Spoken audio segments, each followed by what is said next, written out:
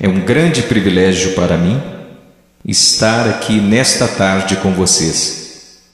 Antes de começarmos a falar qualquer coisa, eu gostaria de ir ao Senhor em oração. E eu vou pedir que você ore. Tem tanta coisa acontecendo aqui nesta tarde, tanta coisa que você não entende. Mas eu lhes direi de onde eu estou vindo. Eu pregarei como moribundo, para homens moribundos, e mulheres e jovens. E eu vou pregar como se eu nunca mais fosse pregar novamente. E eu lhes direi coisas que vocês irão entender errado.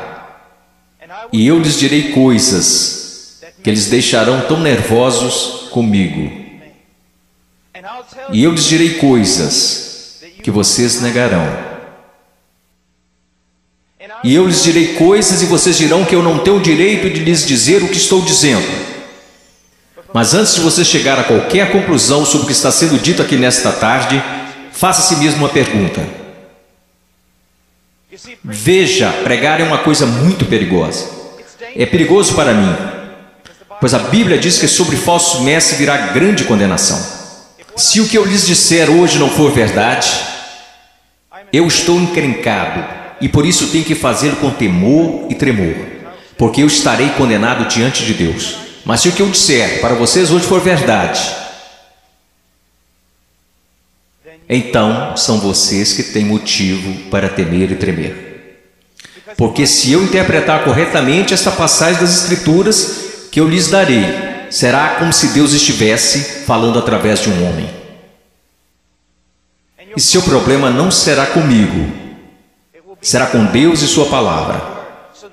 Então a única questão a ser decidida aqui, nesta tarde, é esta: é este homem à nossa frente um falso profeta? Ou será que ele está nos falando a verdade? E se ele estiver nos falando a verdade, então nada mais importa, exceto conformar nossas vidas a esta verdade. Vamos ao Senhor em oração.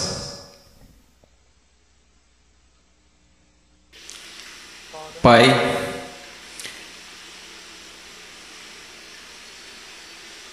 Pai, o Senhor tão pequeno,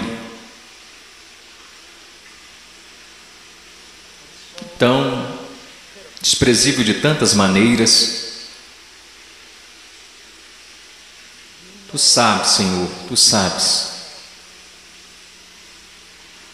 Ó Senhor amado, será que falso fogo continuará sendo a única coisa depositada em seu altar? Ou poderia fogo descer do céu? No meio de tanto barulho e clamores e programações, poderia fogo descer do céu?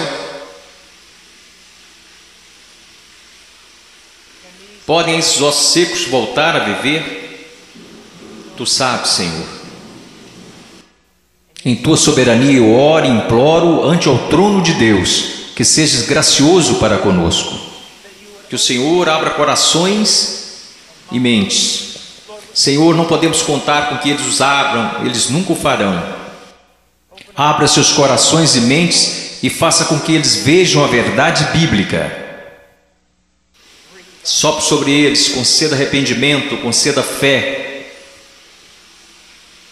Traga-os ao Teu reino, Senhor. Para a Sua glória, pelo Seu grande nome, realize estas coisas.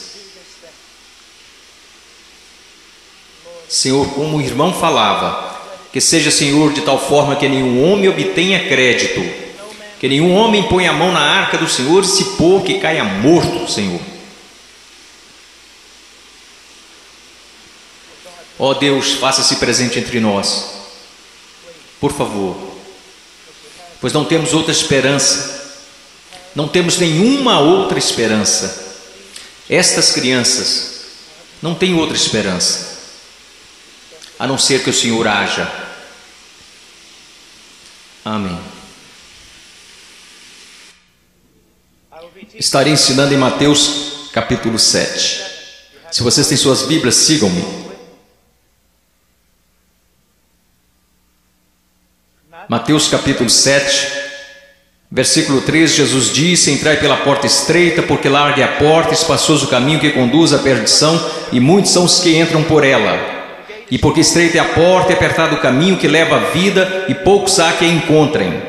Acautelai-vos, porém, dos falsos profetas que vêm até vós vestidos como ovelhas, mas interiormente são lobos devoradores. Por seus frutos conhecereis. Porventura colhem-se uvas dos pinheiros ou figos dos abrolhos? Assim toda árvore boa produz bons frutos, e toda árvore má produz frutos maus. Não pode a árvore boa dar maus frutos, nem a árvore má dar frutos bons. Toda árvore que não dá bom fruto corta-se e lança-se no fogo. Portanto, pelos seus frutos os conhecereis. Nem todo que me diz, Senhor, Senhor, entrará no reino dos céus, mas aquele que faz a vontade de meu Pai que está nos céus. Muitos me dirão naquele dia: Senhor, Senhor, não profetizamos nós em teu nome, e em teu nome não expulsamos demônios, e em teu nome não fizemos muitas maravilhas? E então lhes direi abertamente: nunca vos conheci. Apartai-vos de mim, vós que praticais a iniquidade. Todo aquele, pois, que escuta estas minhas palavras e as pratica, semelhá-lo-ei ao homem prudente, que edificou sua casa sobre a rocha, e desceu a chuva e correram rios, e assopraram ventos e combateram aquela casa, e não caiu, porque estava edificada sobre a rocha. E aquele que ouve estas minhas palavras e não as cumpre, compará-lo-ei a um homem sensato, que edificou a sua casa sobre a areia. Desceu a chuva, correram rios e assopraram ventos, e combateram aquela casa, e caiu, e foi grande a sua queda. Eu estou aqui hoje. Eu não estou preocupado no meu coração com a sua autoestima. Eu não estou preocupado no meu coração se você se sente bem consigo mesmo, se a vida está do jeito que você queria, ou se a sua conta bancária está no verde. Só tem uma coisa que me tirou o sono. Só tem uma coisa que me preocupou durante a manhã toda, e é isto: em 100 anos, a maioria das pessoas neste prédio possivelmente estarão no inferno. E muitos que até mesmo professam Jesus Cristo como Senhor passarão a eternidade no inferno. E você diz: pastor, como você pode dizer uma coisa como esta? Eu posso dizer uma coisa como esta, pois eu não realizo meu ministério na América. Eu prego a maior parte do tempo na América do Sul, África e leste europeu. E eu quero que você saiba que quando olham para o cristianismo americano, ele é mais baseado em uma cultura sem Deus do que na palavra de Deus. E tantas pessoas são enganadas, e tantos jovens são enganados, e tantos adultos são enganados em crer que por terem feito uma oração uma vez em suas vidas, eles irão para o céu. E então, quando eles olham ao redor e veem outros que confessam a Cristo, e veem essas pessoas tão mundanas quanto o mundo, e comparam-se uns com os outros, nada perturba seus corações. Eles pensam: bem, eu sou igual à maioria do meu grupo de jovens. Eu vejo coisas que não deveria ver na TV e rio das coisas que Deus odeia. Eu uso roupas sensuais.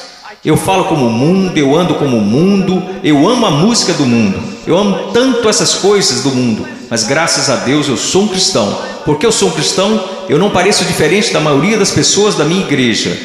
Porque eu sou cristão? Porque houve uma vez na minha vida que eu fiz uma oração e pedi para Jesus entrar no meu coração. Eu quero que você saiba que a maior heresia na igreja evangélica protestante americana é que se você orar e pedir para Jesus Cristo entrar no seu coração, Ele definitivamente entrará. Vocês não encontrarão isso em nenhum lugar das Escrituras. Vocês não encontrarão isso na história batista até 50 anos atrás. O que vocês precisam saber é que a salvação é pela fé, e fé somente em Jesus Cristo. E a fé somente em Jesus Cristo é precedida e seguida por arrependimento, um abandono do pecado, um ódio pelas coisas que Deus odeia, e um amor pelas coisas que Deus ama, um crescimento em santidade e um desejo, não de ser como a Britney Spears, não de ser como o mundo, e não de ser como a maioria dos cristãos americanos, mas de ser como Jesus Cristo.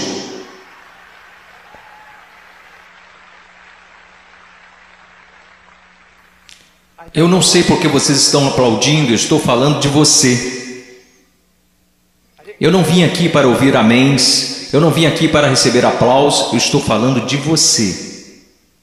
Muitas vezes as pessoas vêm a mim e dizem: eu adoraria segui-lo até a Romênia, adoraria segui-lo à Ucrânia, eu adoraria pregar onde você prega e onde plantou igreja no Peru, na floresta. E eu digo: não, você não iria. Eles dizem: sim, eu iria. E eu digo: não, você não iria, porque você seria expulso da igreja de lá. O que precisamos ver? Eu não estou querendo ser duro apenas para ser duro. Vocês têm noção de quanto amor é necessário para ficar na frente de 5.000 pessoas e dizer que o cristianismo americano é quase completamente errado? Você sabe o que vai me custar nunca mais ser chamado para algo assim? Ser impopular? Você sabe por que você faz isso? Você não faz porque você vai ser bem pago. Você não faz isso porque os homens te amam. Você faz isso porque você ama os homens e, acima de tudo, você quer honrar a Deus. Eu quero lhe dizer uma coisa. Nós vamos olhar para as Escrituras e eu quero que você olhe para ela como ela realmente é. Pare de se comparar com outros que dizem que são cristãos, que se comparam com outros que dizem que são cristãos. Compare-se mesmo com as Escrituras. Quando alguém, um jovem, vem a um pastor ou pastor de jovens e diz: eu não tenho certeza se sou salvo. O pastor de jovens geralmente vai lançar um clichê. Alguma vez em sua vida você orou e pediu para Jesus entrar em seu coração? Bom, sim. Você foi sincero? Bem, eu não sei, mas acho que sim. Você precisa dizer para Satanás parar de te incomodar. Você escreveu no verso da sua Bíblia, assim como o evangelista te ensinou quando você foi salvo. Você anotou a data para que qualquer dia que você duvidasse apontasse para a Bíblia. Que superstições têm invadido nossa denominação? Você sabe o que a Bíblia fala para os cristãos fazerem? Examine-se a si mesmo. Teste a si mesmo à luz das Escrituras para saber se você está na fé. Teste a si mesmo para saber se você é um cristão. Você consegue ver se o Senhor liberasse todos aqui e mandasse vocês baterem em cada porta dessa cidade? Você sabe o que descobriríamos? 99% das pessoas, pelo menos nessa cidade, acredita que são cristãos.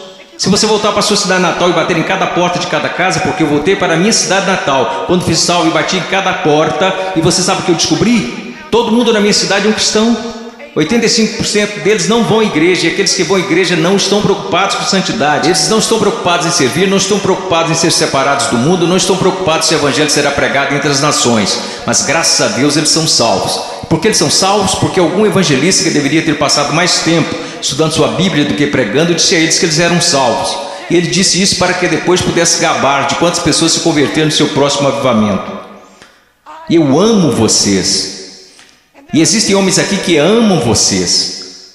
E eu quero ir às Escrituras agora que eu choquei para a vida.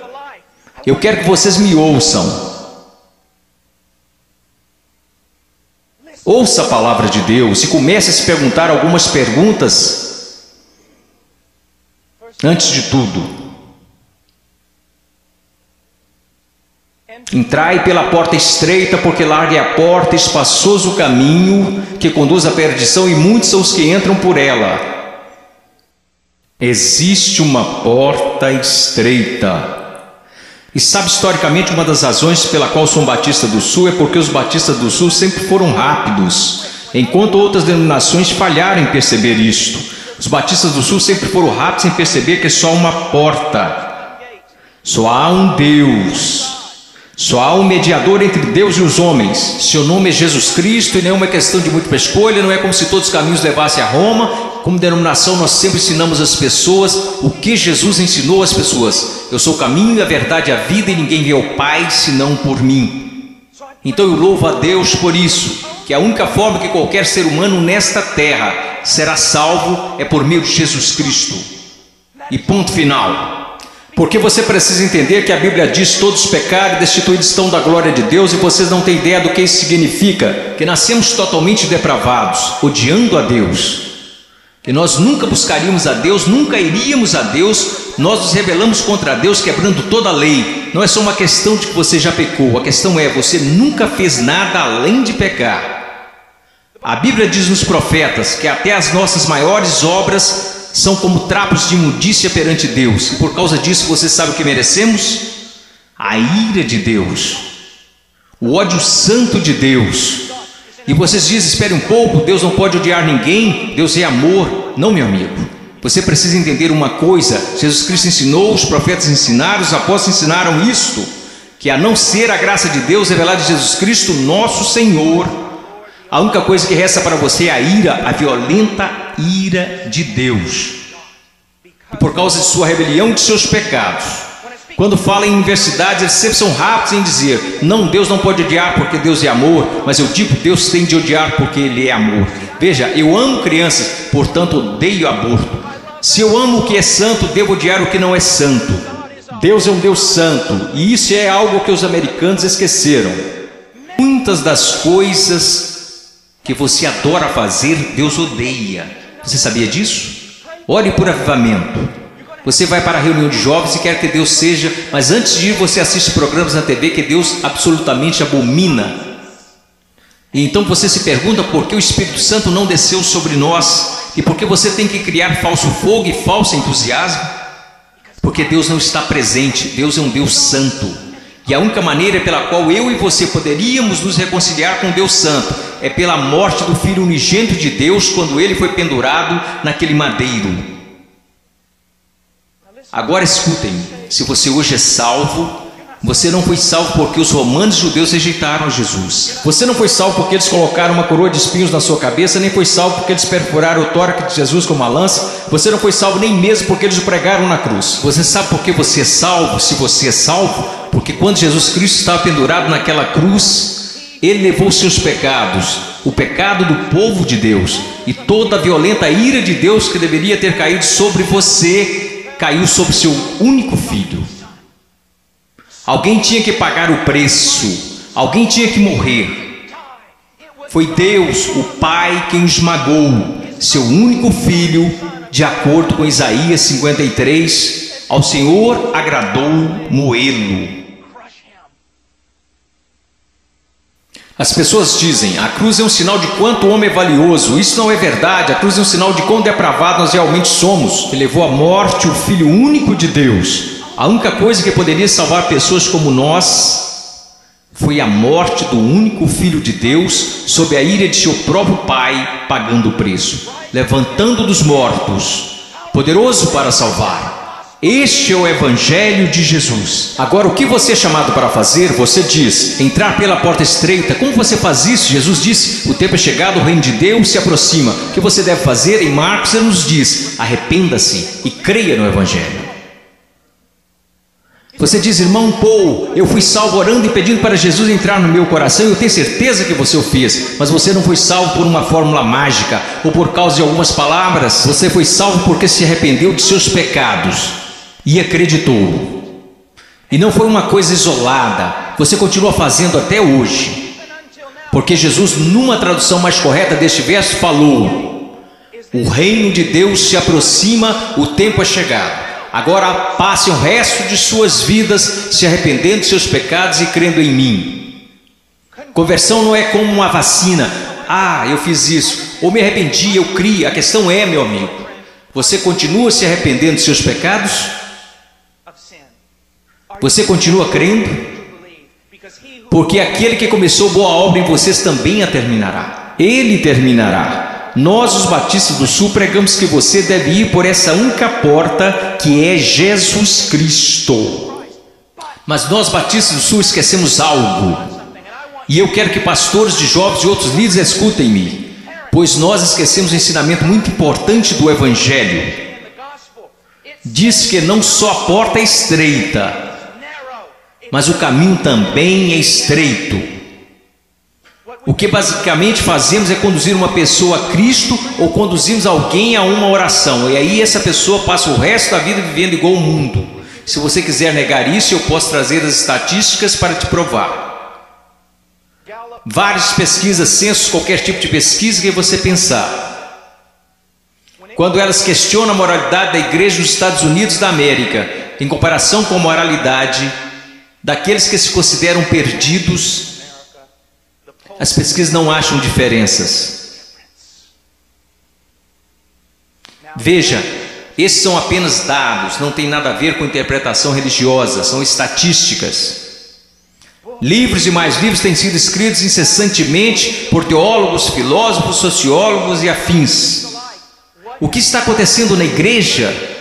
Descobrimos que o aborto na igreja é tão prevalente quanto no mundo. O divórcio é tão prevalente, a imoralidade. Você sabe, assim como eu, que há jovens aqui neste momento que estão praticando imoralidade, ainda assim adorando a Deus como se nada estivesse acontecendo. Você sabe que há jovens aqui que estão usando drogas e indo para a reunião de jovens da igreja. Você sabe, vendo e fazendo coisas que não são apropriadas para cristãos, e ainda assim eles vão para a reunião de jovens, convencidos que estão satisfeitos, convencidos que estão salvos, e ninguém está falando nada a não ser isto.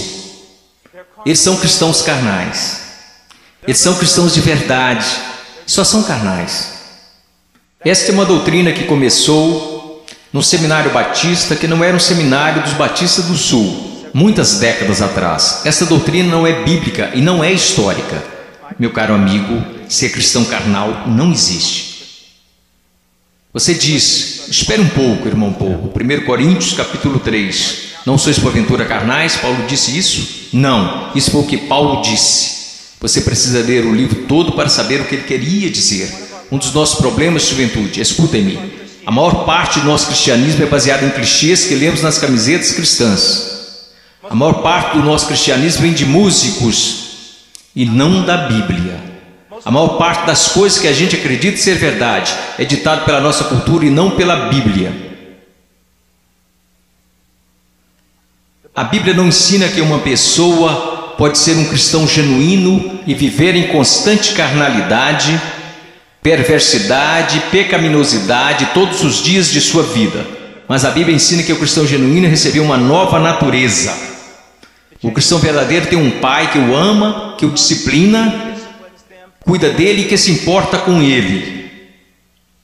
Meu coração está quebrantado porque você sabe tanto quanto eu, jovens. Não sejamos hipócritas, não vamos esconder a verdade. Há muita gente assim, você os conhece, você pode ser um deles, ou ao menos sabe que tem um no seu grupo de jovens. Eles vão às reuniões, eles fazem todas as coisas, mas em seus corações eles são tão depravados quanto se pode ser. Não há diferença, não há luz. Tudo que o mundo faz, eles também fazem, está tudo bem assim. Meu amigo, isso não é cristianismo. Não estão correndo perigo de perder o galardão. Eles estão correndo perigo de ir para o inferno. Eles não conhecem a Deus. O que nós ensinamos? Quando foi a última vez que você ouviu alguém falar que não existe apenas uma porta estreita, mas também um caminho estreito? Jesus indica que um dos principais sinais para saber se você é um cristão de verdade é se você anda no caminho estreito. Você sabe qual é o sinal para saber se você é um cristão na América?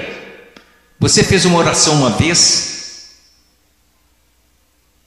Não é incrível? O que você se pergunta quando duvida da sua salvação? Se você fez uma oração de salvação uma vez, o que as Escrituras ensinam? Examinai-vos e provai a vós mesmos para saber se realmente estáis na fé, porque um cristão será diferente. Estou dizendo que um cristão é sem pecado? Não, porque aprendemos em 1 João que os cristãos pecam. Se dissermos que não conhecemos o pecado, então não conhecemos a Deus, não andamos na luz. Então qual é a diferença? Onde eu quero chegar? Eu estou chegando até aqui. Se você é genuinamente um cristão nascido de novo, um filho de Deus, você andará pelo caminho da justiça, como estilo de vida. E se você se desviar desse caminho de retidão, o Pai virá até você. Ele irá discipliná-lo, ele o colocará de volta naquele caminho. Se você professa que entrou pela porta estreita, mas continua andando pelo caminho largo, assim como todos da sua escola, assim como todos que são carnais e depravados, a Bíblia quer que você saiba que você deveria ficar terrivelmente amedrontado, porque você não conhece a Deus. Eu temo homens que passam a maior parte de suas vidas dizendo às outras pessoas que elas são salvas. Eu tenho medo de você se você já fez isso. Você não diz às pessoas que elas são salvas, você as diz como serem salvas. Deus as diz se elas são salvas. O que nós esquecemos de acreditar é que a salvação é uma obra sobrenatural de Deus. E aqueles que estão sendo genuinamente convertidos e regenerados pelo poder do Espírito Santo serão novas criaturas. A Bíblia diz, pelo que se alguém está em Cristo, nova criatura é. Então nós encontramos aqui nas Escrituras que há uma porta estreita e um caminho estreito. Estamos indo para o versículo 15. Acautelai-vos, porém, dos falsos profetas que vêm até vós vestidos como ovelhas, mas interiormente são lobos devoradores. Por seus frutos os conhecereis. Uma das coisas que você precisa entender é isto, uma coisa que um homem sábio me disse há muito tempo: Paul, seu melhor amigo é aquele que te diz as maiores verdades. Nos Estados Unidos da América, nós nos tornamos tão cheios de não me toques que ninguém pode nos repreender. Ninguém pode nos dizer que estamos errados. E ministros e líderes também têm acreditado nessa mentira. Nós não queremos ofender, nós queremos ser amigáveis. O que você precisa entender é que só um amigo verdadeiro, seu nome é Deus. E se você quer ser amigo de alguém na sua igreja, você precisa ser amigo de Deus. E você precisa estar mais preocupado com a glória de Deus do que você está com as atitudes dos homens. E outra coisa que você precisa entender é que a pessoa que te ama mais é a que vai te falar as maiores verdades. Uma das grandes marcas diferenciais de um falso profeta é que ele sempre vai falar o que você quer ouvir. Ele nunca vai estragar a festa. Ele vai fazer você continuar batendo palmas, pulando, vai fazer você ficar atordoado, ele vai te manter entretido, ele te apresentará um cristianismo que fará a sua igreja parecer um parque de versões de Jesus. E te manterá tão entretido que você nunca se preocupará com grandes assuntos como este. Deus está agindo em minha vida? Eu estou crescendo em santidade? Eu realmente nasci de novo? Escutem-me, se todos nessa cidade acreditam que são salvos, nós sabemos que isso não é verdade pelas Escrituras, porque a Bíblia diz que poucos vão entrar. Como você sabe que você é salvo? Como você realmente sabe que é salvo? Porque alguém te disse? Porque você fez uma oração? Porque você acreditou? Deixe-me te perguntar, como você sabe que acredita? Porque todo mundo diz que acredita. Como você sabe que não é igual a eles? Você sabe como a Bíblia ensina que você sabe se é salvo?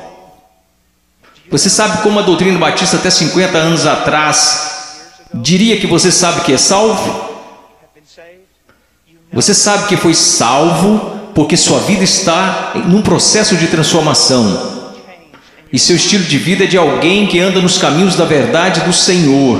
E quando você para de andar nos caminhos da desobediência, como todos nós fazemos, Deus vem até você e te põe de volta no caminho. Uma das maiores evidências que você nasceu de novo é que Deus não permitirá que você fale como sua carne quer falar. Deus não permitirá que você se vista como o mundo sensual e a igreja sensual. Permite que você se vista. Deus não permitirá que você ande como o mundo, cheire como o mundo, fale como o mundo, escute as coisas que o mundo escuta. Deus fará diferença na sua vida. Diz aqui, ao continuarmos, versículo 17. Então todos, quero dizer, vamos ao versículo 16. Você os conhecerá pelos seus frutos. Como você reconhece um falso profeta? E uma aplicação mais ampla aqui nas Escrituras. E como você sabe que alguém é um cristão genuíno? Pelos seus frutos. Pelos seus frutos, meus amigos. Veja a sua vida, veja o jeito que você anda, veja o jeito que você fala, veja para as paixões do seu coração. Por acaso Jesus está aí em algum lugar, ou ele é só um acessório que você acrescenta em sua vida? Ou é só uma coisa que você faz nas quartas e domingos? Ele é só alguém que você aceita apenas intelectualmente, mas não de coração? Ele é um acessório, ele é o centro da sua vida? E qual é o fruto que você está produzindo? Você parece com o mundo, age como o mundo? Você experimenta as mesmas alegrias que o mundo experimenta? Você consegue amar o pecado e gostar de cometê-lo? Você consegue amar a rebeldia e gostar de ser rebelde? Então você não conhece a Deus. Você os conhecerá pelos seus frutos. Deus tem o poder para mudá-los. Imaginemos por um momento Jesus ensinando esta passagem. E você está lá ouvindo. E ele olha para você e diz: espinhos, espinhos. Você acha espinhos em figueiras? E você diz: é claro que não, Jesus. Você não é um agricultor, você não é um fazendeiro, você é um carpinteiro, mas todo mundo sabe, Jesus, você não encontra espinhos numa figueira. Então deixe-me fazer outra pergunta. Você encontra figos bons, frutos em espinheiros? É claro que não, Jesus, isso é loucura. Quer dizer, você nunca vai achar espinhos numa figueira e também nunca encontrará figos num espinheiro. Jesus, se me disserem que isso é possível, pode tomar nota. Ou essa pessoa é louca ou é mentirosa. Então Jesus lhe responde: muito bem.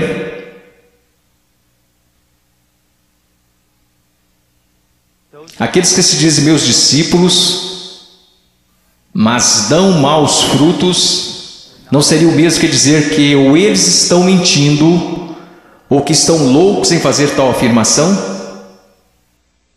Deixe-me levar essa ideia mais à frente. Vamos imaginar que eu apareça atrasado e entro correndo aqui na plataforma e todos os outros líderes estão zangados comigo e dizem: irmão Paul, você não considerou que lhe foi dada a oportunidade de falar aqui e você aparece atrasado? E eu digo: irmãos, vocês têm de me perdoar porque eu estava a caminho na rodovia e meu pneu furou.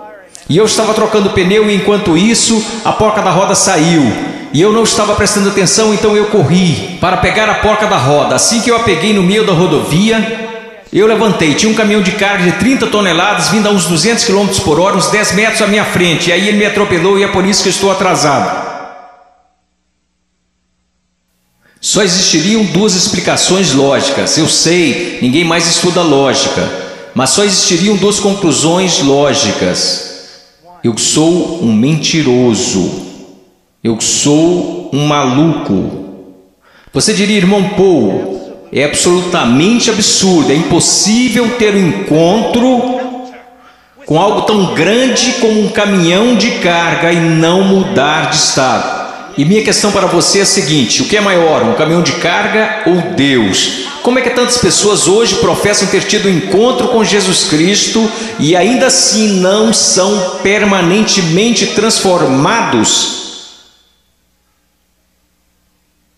Deixe-me dar-lhes algumas coisas para pensar. Você sabe que eu estou lhes dizendo a verdade. Quantas vezes você vai e rededica sua vida de novo, e de novo, e de novo?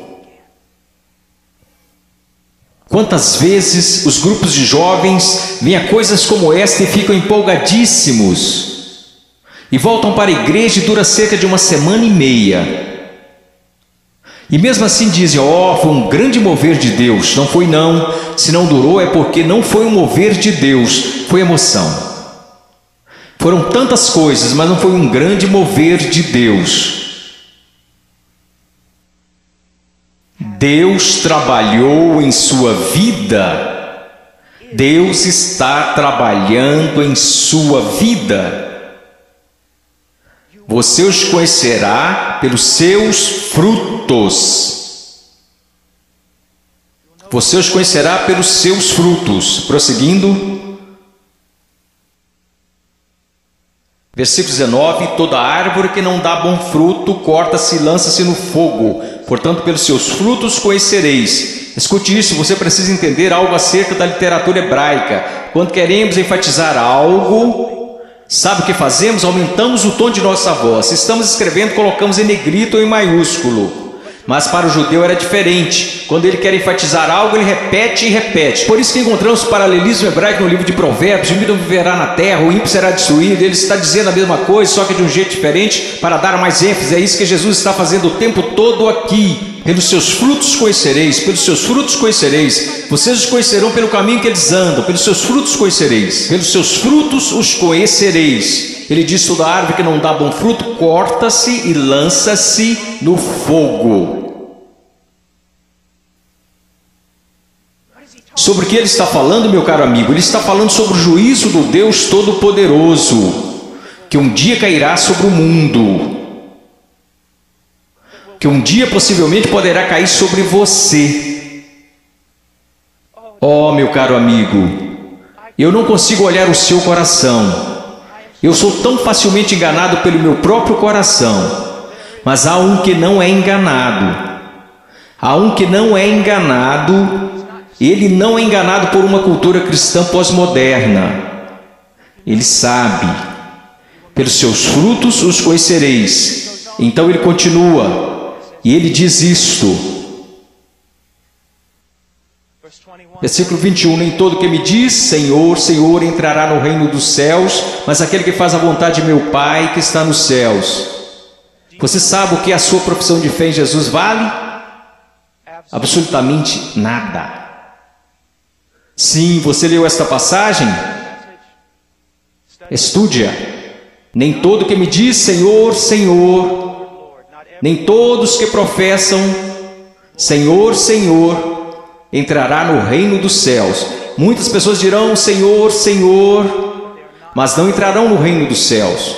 Meus filhinhos, você é um deles? Senhor, Senhor. Agora vamos voltar para a literatura hebraica. Ele diz Senhor, Senhor, ele não diz Senhor. Ele diz Senhor, Senhor. O que isso significa? Esse sujeito que está fazendo profissão não é alguém que de repente decidiu. É o dia do juízo, é melhor confessá-lo como Senhor. Essa é uma pessoa que professa enfaticamente aos outros que Jesus é o Senhor. Ele anda por aí dizendo que Jesus é o Senhor. Ele dança enquanto os músicos estão tocando e diz que Jesus é o Senhor. Ele canta dizendo Senhor, mas Jesus diz a ele, afasta-te de mim, eu não te conheço. Billy Graham é uma das pessoas mais amáveis e bondosas. E ainda assim ele diz que a maioria das pessoas das igrejas confessionais estão perdidas. Ele diz que ficaria feliz se ao menos 5% das pessoas que fizeram uma profissão de fé em suas cruzadas evangelísticas fossem de fato salvas. Quando estou na Nigéria, eu estive lá no ano passado visitando a mãe cujo filho estava em nossa igreja e que foi assassinado por muçulmanos no norte da Nigéria. Se alguém confessa Jesus Cristo, você meio que já sabe que é verdadeiro. Por quê? Porque eles podem morrer por causa dessa confissão. Mas na América, considere os custos. Pense, examine a sua vida à luz das Escrituras. Você conhece o Senhor. Você conhece o Senhor? Porque nem todo que me diz Senhor, Senhor entrará no reino dos céus.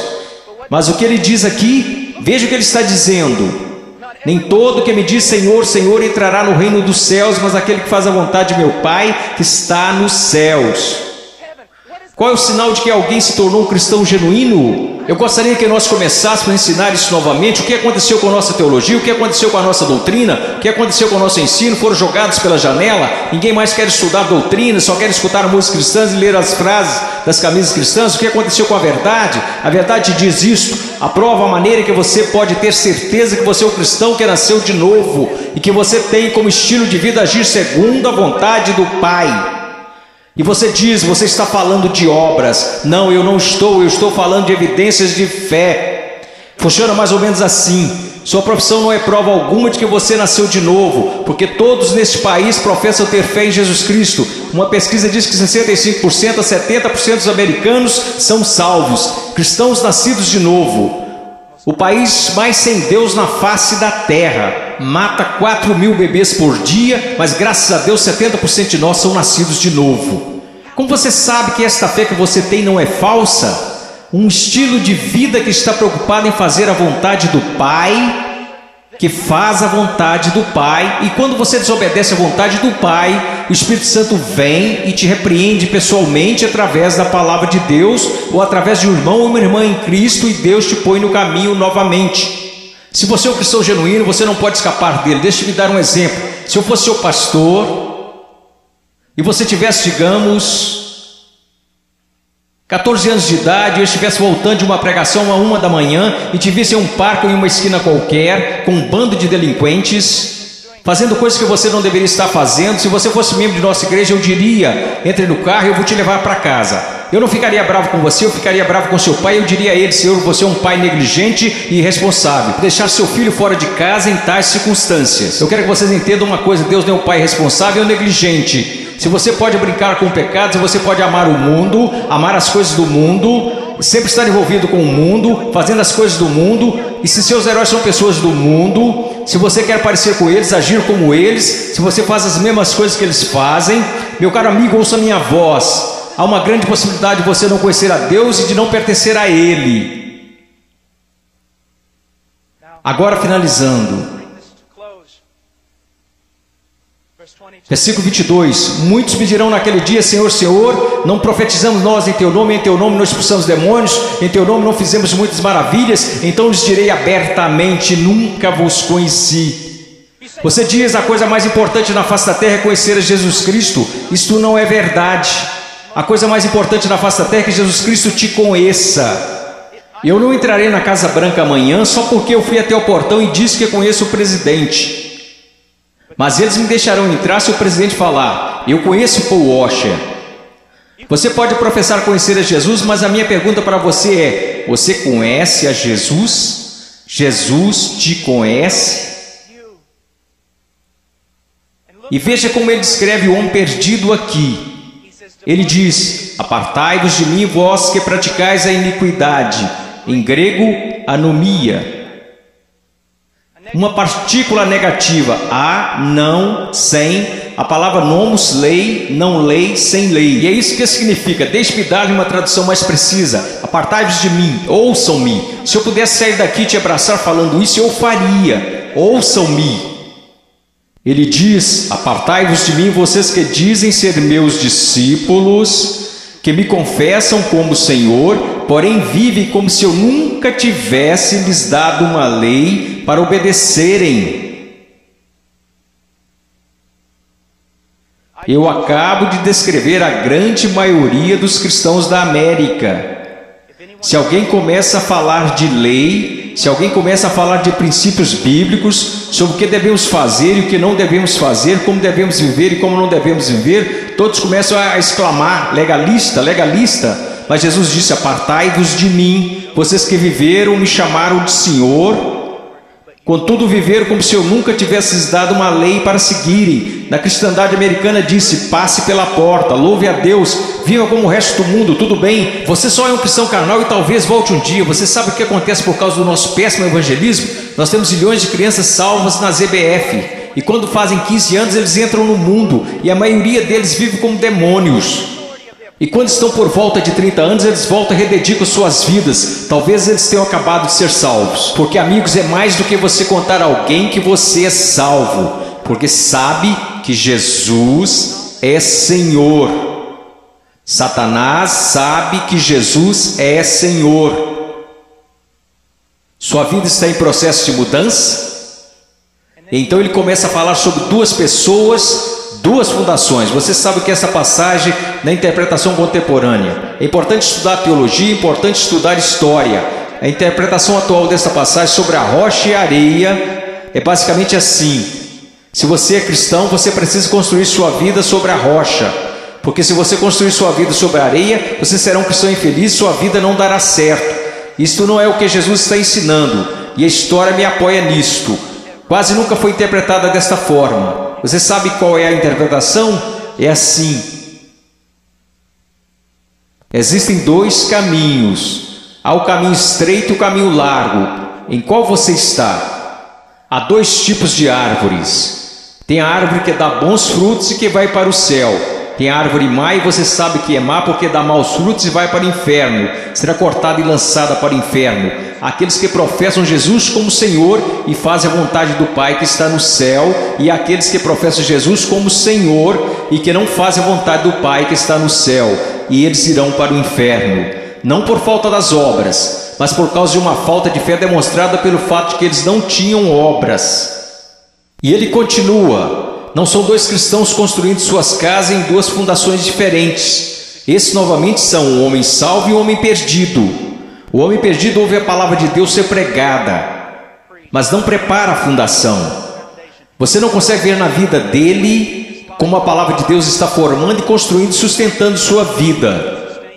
Sua vida não está. Quantas pessoas da Convenção dos Batistas do Sul, apesar dos nossos números, apesar de tudo que dizemos, se nós simplesmente comparássemos as pessoas a esta passagem e dissesse: você está construindo seu casamento de acordo com a palavra de Deus, você está educando seus filhos de acordo com a palavra de Deus, você está administrando suas finanças de acordo com a palavra de Deus, você tem vivido separando-se das coisas deste mundo de acordo com a palavra de Deus, quantos estariam aptos a responder positivamente?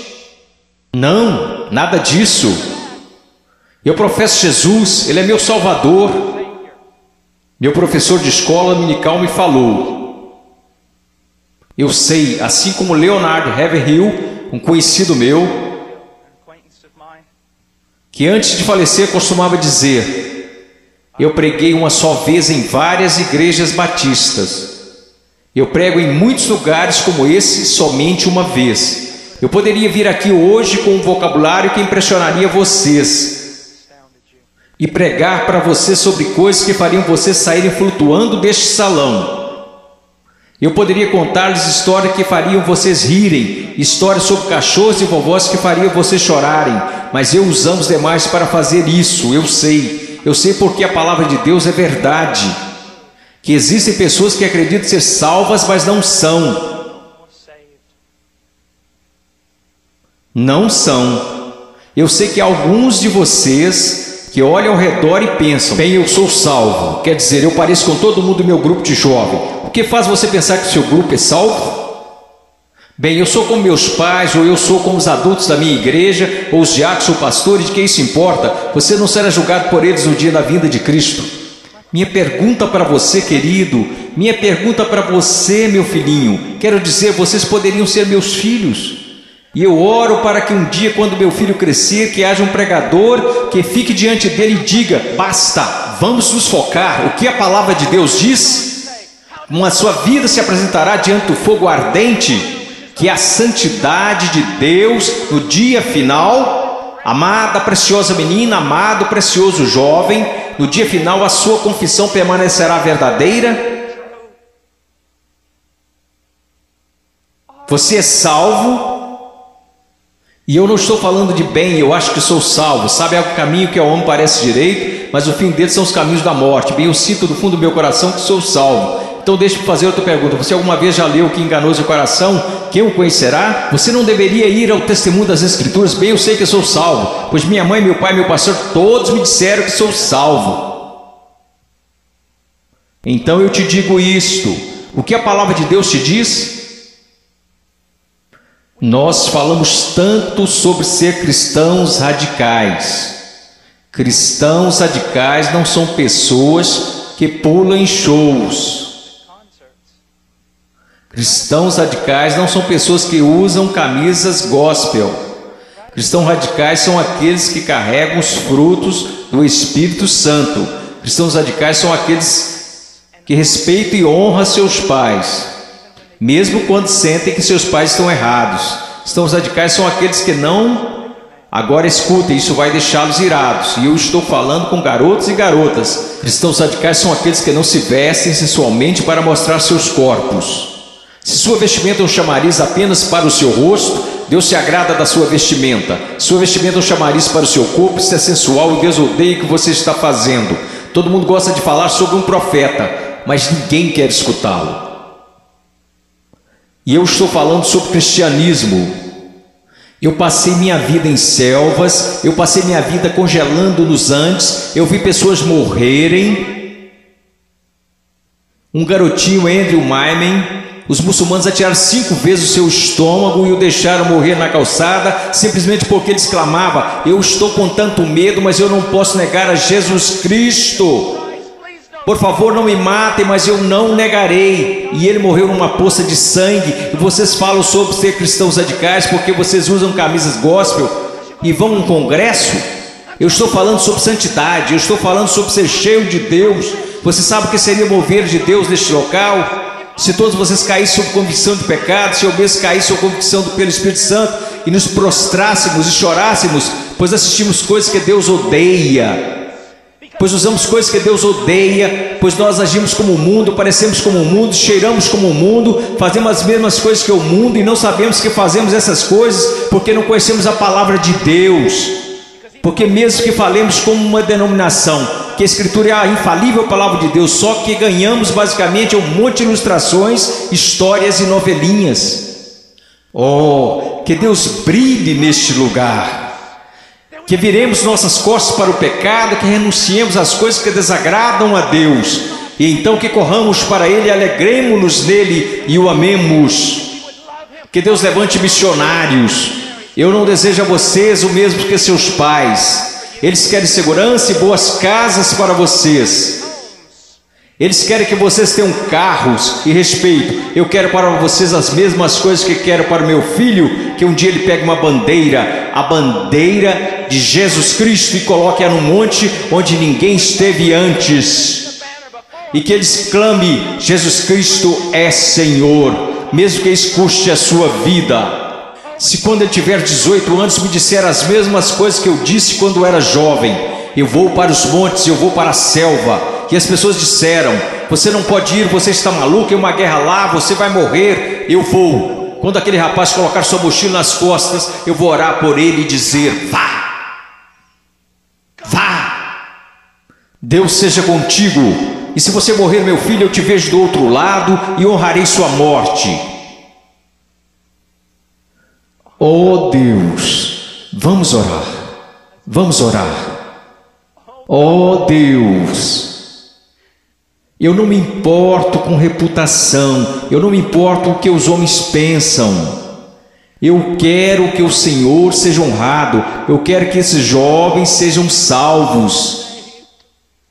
Eu quero que os salvos parem de olhar para um cristianismo cultural que o Senhor odeia e que cuspirá fora de sua boca, e que eles olhem para a sua palavra e digam: eu seguirei a Jesus.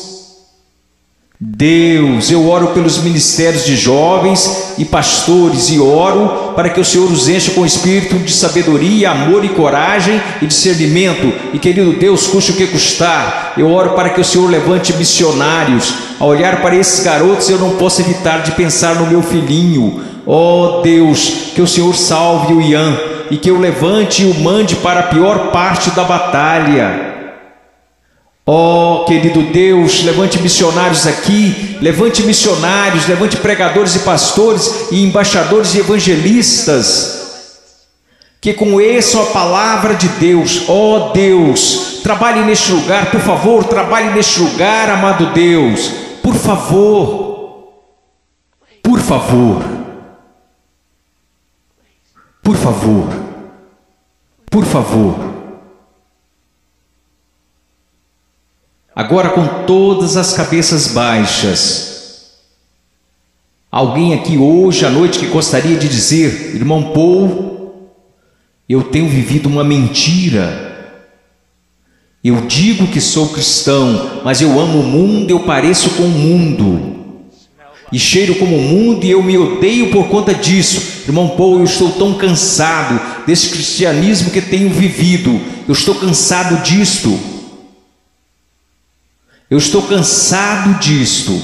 Eu quero ser salvo. Eu quero ser salvo. Eu só quero que levantem. Irmão Paul, eu quero ser salvo. Amém. Alguém mais? Eu quero ser salvo. Amém. Amém. Em momentos teremos um apelo, e vocês que levantaram, eu vou descer aqui e quero que vocês se encontrem comigo. Eu quero falar com vocês agora. Vocês podem se sentar. Obrigado. Agora quero conversar com vocês que professam ser cristãos.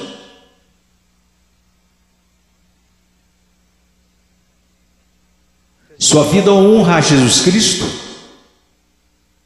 Você está olhando em sua palavra para descobrir como deve viver? Eu oro de todo o coração. A única coisa que irá salvar a igreja na América, só há duas possibilidades. Uma é uma reforma total em nossas pregações, de nosso estudo da palavra de Deus, e a outra é uma perseguição feroz e horripilante. Essa é a única coisa que irá salvar a igreja na América. Eu oro para que vocês retornem à palavra. Eu oro. Ouçam-me, jovens, vocês precisam dizer: ok, como eu devo proceder perante meus pais? Vá à palavra, descubra, obedeça. Como devo me vestir? Vá à palavra, descubra, obedeça. Como devo falar? O que devo escutar? Ponha cada pensamento, palavra e ato em sujeição a Jesus Cristo.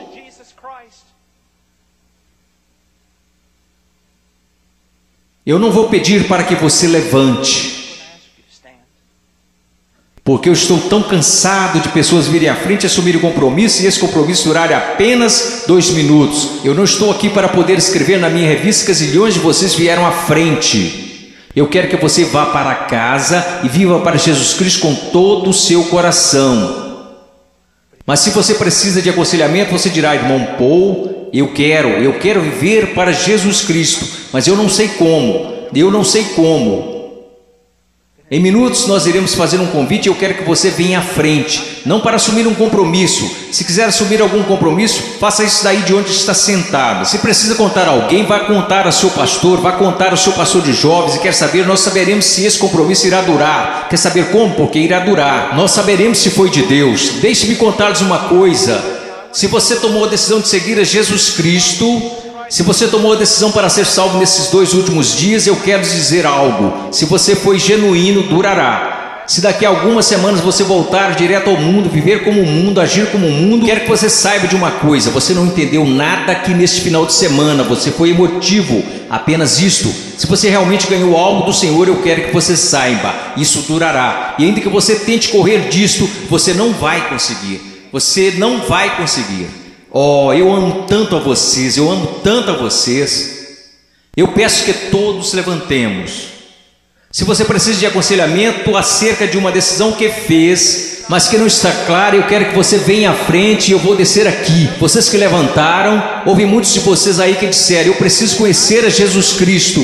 Eu quero que você venha até aqui agora mesmo, eu quero te conhecer. Eu quero voltar aqui com você e os outros conselheiros. Quero conversar com você e eu quero te dizer uma coisa, não em 5 minutos, não em 10 minutos. Se você precisar conversar a noite toda, nós ficaremos. Essa é a atitude de cada conselheiro neste lugar. Nós ficaremos a noite inteira se necessário, a noite toda. Deus te ama, Deus te ama. Deixe-me orar por você. Querido Deus, por favor, Senhor, ouve aqui. Senhor, tanta movimentação. Ontem à noite, Senhor, eu não sei o quanto de tudo isso foi real. E eu sei que vi pessoas chorando na noite passada. Eu vi pessoas tentando assumir compromissos, e eu acredito que uma parte do que aconteceu aqui a noite passada foi por sua causa. Hoje de manhã eu vi um jovem pregar, Pai, dar seu testemunho, e eu vi um trabalho genuíno do Espírito Santo. Eu não sei quantas dessas decisões foram verdadeiras, mas aconteceram algumas coisas reais aqui. Agora eu oro, Pai. Eu não sei o quanto será real, somente o tempo e a eternidade nos mostrarão. Mas, ó Deus querido, por favor, trabalhe em nome de Jesus. Amém.